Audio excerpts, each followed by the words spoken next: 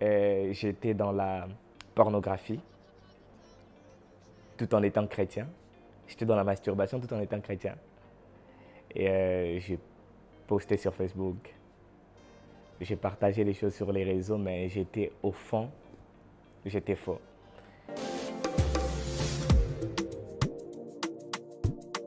Bonjour, je m'appelle Yves. Bienvenue dans mon portrait MJTV.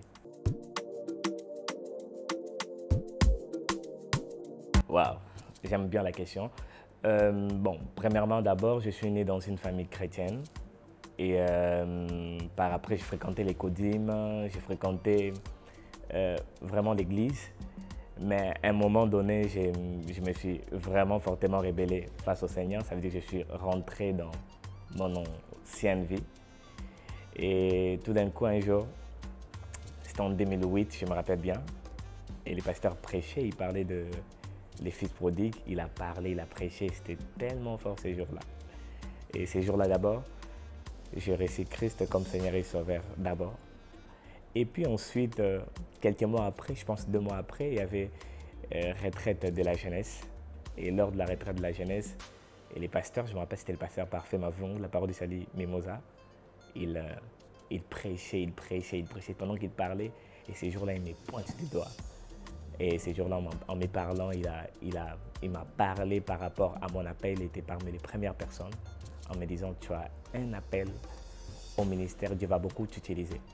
Et bon, comme ça venait d'abord de quelqu'un d'autre, je m'étais dit d'aller chercher Dieu personnellement. Et plus je suis allé chercher Dieu, j'ai reçu moi-même personnellement la conviction que j'ai un appel de Dieu. Et après, il y a eu plusieurs confirmations de part et d'autre. Donc, c'est un tout petit peu ça. Voilà, l'idée des mots Before Christ, je me rappelle, c'était un jour, nous sommes en 2018. J'étais avec quelques amis, on était en train de suivre un film quelque part. Et après avoir suivi ce film, et on était en train de rentrer à la maison. Et pendant qu'on était en train de rentrer, j'entendais dans mes oreilles, il m'a dit que je reviens. Je ne comprenais pas qu'est-ce que ça voulait dire exactement. J'entendais, il m'a dit que je reviens. Et je suis rentré à la maison, j'ai senti un poids en moi parce que je suis de ceux qui croient que Dieu nous parle tantôt d'une manière, tantôt d'une autre. Quelquefois, il peut te parler par quelque chose que tu ressens au-dedans de toi. Et j'ai ressenti cette chose-là, cette conviction, que je devais commencer avec les projections. Et je ne savais pas comment ça devait commencer, comment ça pouvait se passer. Et un soir, après ma prière, je me réveille et je fais un songe. Avant de me réveiller, pardon, je fais un songe. Et dans ce songe, on était en train de me parler à l'oreille, on me disait « Va voir Christian Bitidjou là pour ton projet du cinéma ».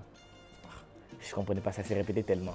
Et dès que je me réveille, je me connecte. Christian Bitidjou, c'était quelqu'un avec qui on parlait déjà, mais pas trop. Et je me réveille, c'était vers 5 heures, je me connecte. J'écris à Christian Bitidjou là. Voilà, hello Christian, est-ce qu'on peut se voir le lendemain en ville pendant ma pause? Il dit non, je suis d'accord. Et en parlant avec Christian, c'était un peu comme si moi j'avais la maquette, lui il avait la réalisation du projet. Et c'est là que Move Before Christ a commencé, donc en 2018. Donc c'est là qu'on a parlé vraiment du projet, on a trouvé les noms et voilà, on s'est lancé.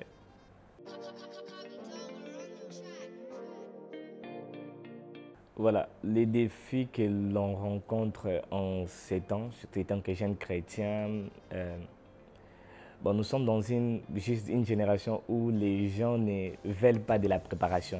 Nous sommes dans une génération où les gens veulent la gloire, mais ils ne veulent pas la croix.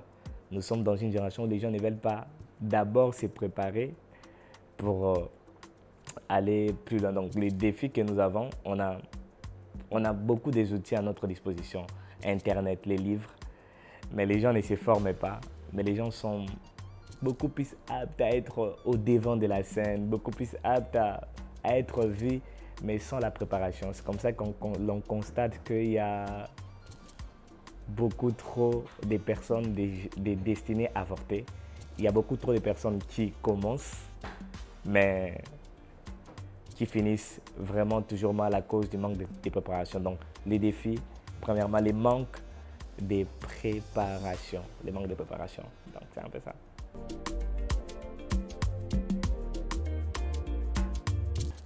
Voilà, les défis que nous avons rencontrés, c'est d'abord, premièrement, les défis de l'acceptation, parce que c'était une nouvelle vision qui commençait différemment, parce que généralement, le monde accepte les personnes qui ont d'abord des résultats. C'est-à-dire à l'époque, on n'avait pas de résultats, on n'était pas connus, ça veut dire partout où on allait, on nous chassait. On se disait que non, vous êtes des jeunes gens, c'est quoi encore ces projets, ça va distraire les gens. Et pendant ce temps, moi, je savais que c'était un grand projet qui pouvait bénir plusieurs générations. Et les défis que nous avons rencontrés, premièrement, les défis de l'acceptation. Deuxièmement, les défis matériels. Et c'était vraiment un problème. Troisièmement, les défis financiers. Mais avec le temps, c'est ce que j'aime avec Dieu. Quand il y a la vision, il donne la provision, car l'or et l'argent l'appartiennent.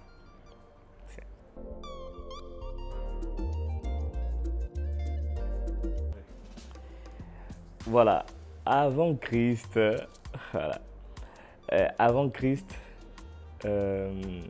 si on pouvait parler de ces personnes qui influencent les gens dans le mal, voilà, j'étais parfait. J'avais cette manie, cette capacité d'influencer les gens dans les mal. J'ai fait le collège Notre-Dame, donc j'ai influencé les gens dans les mal et dans des choses compliquées et pas bien. Mais lorsque j'ai rencontré Christ, je me suis rendu compte que c'était un talent que Dieu avait mis en moi pour impacter les jeunes gens dans les bons différemment. Et lorsque je suis venu à Christ, j'impacte, par la grâce de Dieu, on impacte les jeunes différemment. Mais aussi, l'effet marquant, c'était la période où j'ai accepté d'être vrai. Ça veut dire d'être vrai avec moi-même et d'être vrai avec Dieu. Parce qu'il est possible de servir Dieu sans Dieu. Et c'était ma plus grande crainte. Et l'effet marquant, j'étais dans la pornographie tout en étant chrétien. J'étais dans la masturbation tout en étant chrétien. Et j'ai posté sur Facebook. J'ai partagé les choses sur les réseaux, mais j'étais au fond, j'étais faux. Mais je me rappelle, je n'oublierai jamais ces jours. C'était un mardi à la maison. Alors qu'on priait, j'ai senti un poids en moi qui me disait non, tu devais en réalité parler à quelqu'un, en parler. Parce que j'aime ce que mon père spirituel dit toujours, le diable se cache dans ce que nous cachons. Les choses que nous cachons aujourd'hui, ce sont des choses qui nous détruiront demain. Et j'étais en face de mon ami Kevin Ochodi. Et j'ai parlé à Kevin sincèrement. J'ai dit, Kevin, le Yves que tu connais, le Yves que vous acclamez, il est dans la pornographie, il est dans la masturbation. Mais Kevin, j'aimerais être vrai. J'accepte d'avoir honte devant toi, mais être acclamé au ciel. Et depuis ces jours-là, ma vie a basculé, a changé différemment. C'était trop marquant pour moi ces jours-là.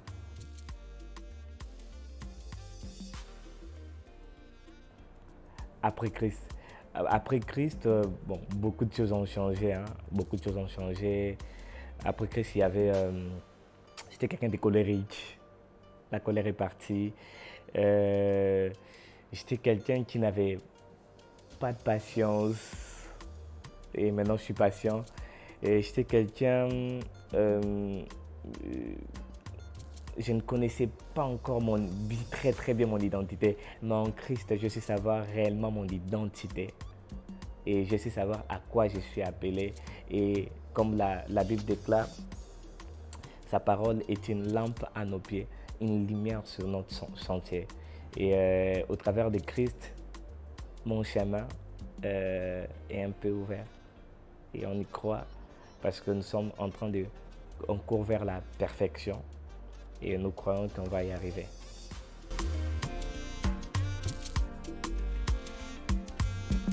Voilà. Les conseils que je j'aimerais donner à un jeune, Un jour, un homme de Dieu a dit, un homme de Dieu célèbre, américain a dit, ce qu'il regrette le plus dans sa vie, il regrette les temps où il a été pendant un court moment second. Ça veut dire que nous sommes dans un temps où les gens ne veulent pas être second, tout le monde veut être en avant.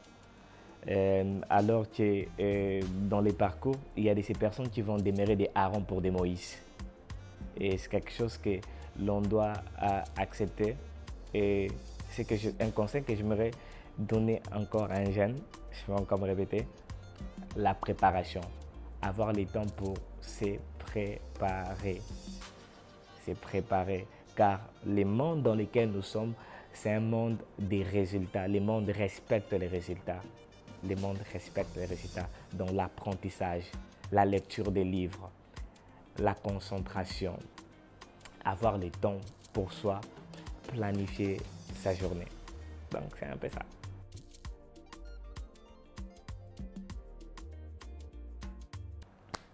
Au revoir, c'était Jérémy Yves Boileau avec vous. Je suis sur Instagram, Facebook, Twitter, LinkedIn et vous pouvez me suivre et on est ensemble.